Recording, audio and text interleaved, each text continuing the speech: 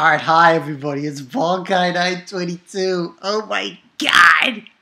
I need a fairy tale chapter review. Jesus. I'll eventually get that up along with this. Oh my god! This episode of Day Life. Alright, by the way, Miku, she is now labeled as the no good, sore loser bitch. Yeah, she's a sore loser. She's a bitch. And I hope she dies. I'm sorry. I'm sorry to say that, but she is a bitch. I hope she gets the Kurumi treatment. Yes. Yes. In this episode, she is back. Possibly one of the most, well, I personally like her because just her character in general, and she's like the only spirit aside from Miku currently who hasn't been sealed by Shido. The only other one, the fucking shit she pulled in this episode. Yeah, it's just amazing. But yeah, let's get into the review. This one was episode 7 called Gabriel. Now, the thing about this episode that I think it was very, very just came out of nowhere was the fact that, see, there were two things that happened that put Shido in a bad situation. Just a bad situation.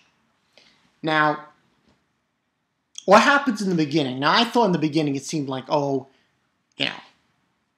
it's over, because they announced who won the performance part of the festival. And it looked like, that she won, Miku. But what happened was, it wasn't the complete it wasn't the complete competition, because the competition didn't just include the performance part. It also included, the food stands and shit. And it was announced that they won. Here's how you can tell Miku is a bitch. She was bitching and moaning that she lost. Just because, because Shido's friends helped him. I'm like, and she got bitched. She started bitching and moaning about it. And then she basically went full psycho and basically called forth her ability, which is Gabriel, which is this huge freaking organ comes out. And she plays it, and she turns everyone against you. Pretty much everyone, except for Toka. Also, during this time, while this is going on, we have Origami outside fighting the DEM, which is... they're fighting DEM, who have those robots with them. And that's going on as well. So, what she did, though, Miku, is she didn't just control everyone in the auditorium. She put freaking Shido's sister, Katori, under the spell as well. And this would really trip me. It was like everybody. Now, during this chaotic situation, Shido thought he was done for, and Toka was still there. She didn't get infected, though, because she had on the ear, plugs. And, she jigs them out of there, and they had their fight with everyone. And what ends on happening is Katori, they were going to shoot down the fucking auditorium. Like that. But that didn't happen because Mana was on the ship. Mana is the other sister of Shido's other sister. And she stopped them. She actually knocks out Katori. So, obviously when Katori wakes up, she's going to be like, what happened? So, and that leads into Mana coming out and helping Origami take out the remnants of the DEM. the forces. And it was pretty awesome. She came in there, just knocked them all out and told Jessica, get the fuck out of here. I don't know, I thought it was awesome, that part. Now, during this whole thing going on, that other one shows up. The other witch, who listens to the direct order of Westcott, you know? And she came in and she started fighting Toka, and that's when Toka makes the decision to take Shido and throw him outside. A lot of shit went down in this episode. It was just like, whoa. So what ends on happening is Toka gets kidnapped, Shido's outside, Shido has nobody. They've all been turned into zombie drone fucks because of this bitch, Miku. And he has nobody. He runs away. Now, the thing is, for this episode, it might have, I don't want to say like, it wouldn't have been a great idea, but it might have been a good idea that he went with Toka. Because the thing is, at least if he went with Toka, he would be with the DEM.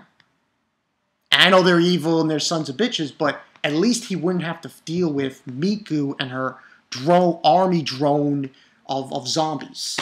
So, essentially what happens is, and they're all against him. It's unbelievable. He has nobody. The only people who could defend him, go to him, would probably be Origami and Mana, but he doesn't see them. And he's hiding in this abandoned building, and she shows up. Kurumi! Son of a bitch. After next week's episode, I will probably be a Kurumi fanboy. The truck is running across the road. So she shows up in the abandoned building with Shido, and she's like saying how depressed he is and shit. I was like, this Kurumi, like, damn. And she was kind of putting salt in the wound on him. And, you know, she's like giggling and shit. I'm like, yo, Kurumi. I'm freaking out. And what they do is they go to Miku's house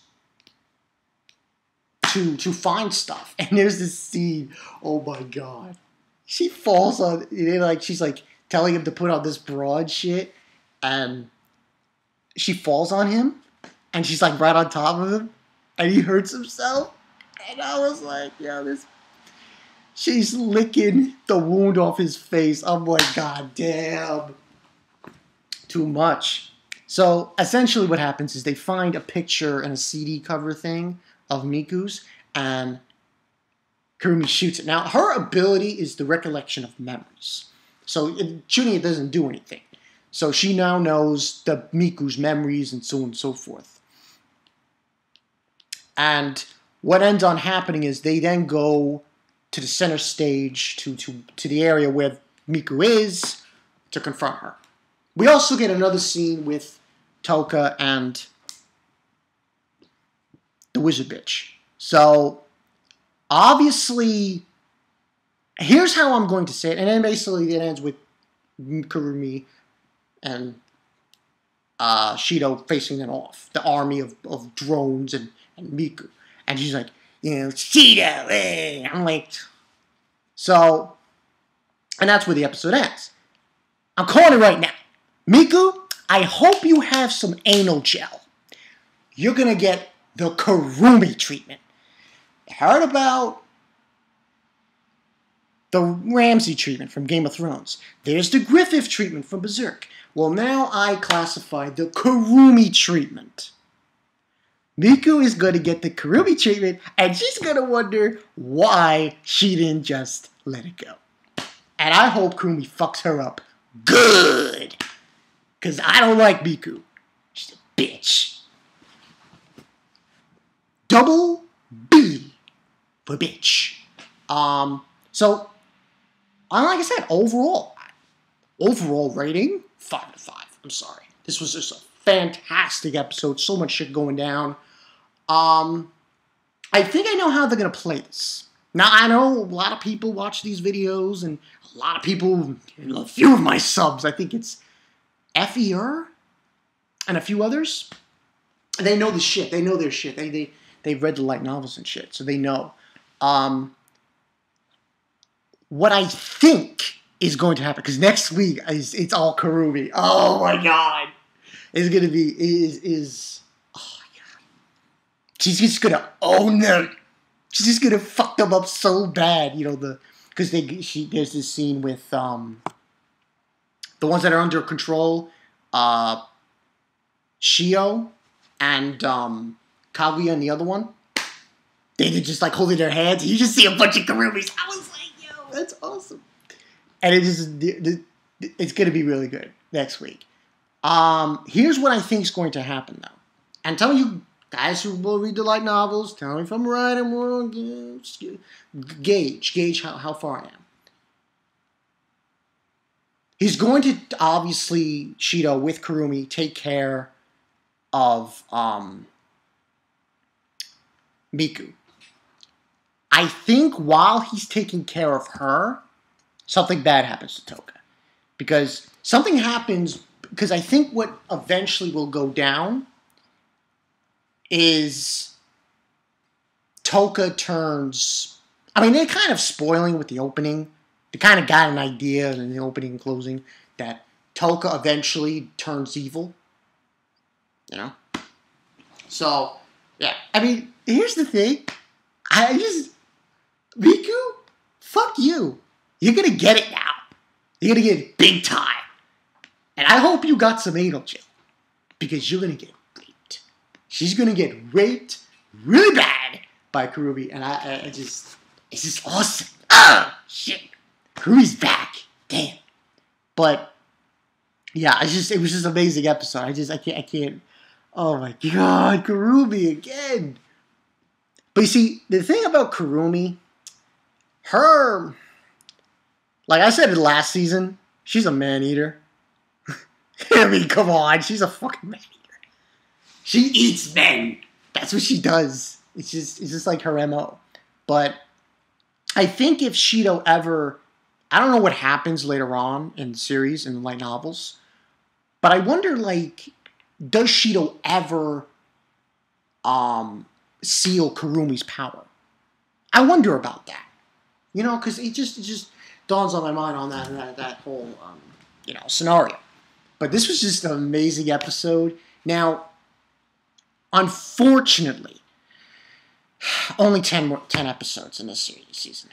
It's kind of disappointing, but that's what I heard. That's what I saw. That's what I heard. So, and this was episode, 7? So, 3 more. So, I'm guessing how they're going to handle it is next week is probably the final part with Miku.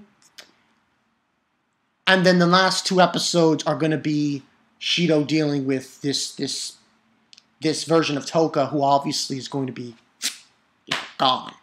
And he has to battle her or something like that. But we'll see. Sounds interesting. I like where it's going. It's Kurumi again. When Kurumi comes in, and I want her to fuck up Miku. Big time. I want her to mess her up. Like, big time. So, she'll just stop. Because, come on, man. Like I said, tell you guys, you guys' thoughts section in the comment section below. I just feel like I have a funny feeling I will be a Kurumi fanboy by the time this season's over. It's gonna happen. It's definitely gonna happen. So yeah, that's the story, people. Bankai 922. I'll see you guys later. Kurumi is back, and I need a moment to reconcile that shit, because that was some crazy shit. Shido was despair. Again, nobody. Just Kurumi. That's it. Can't wait for this shit to go down. I'll see you guys later. Peace.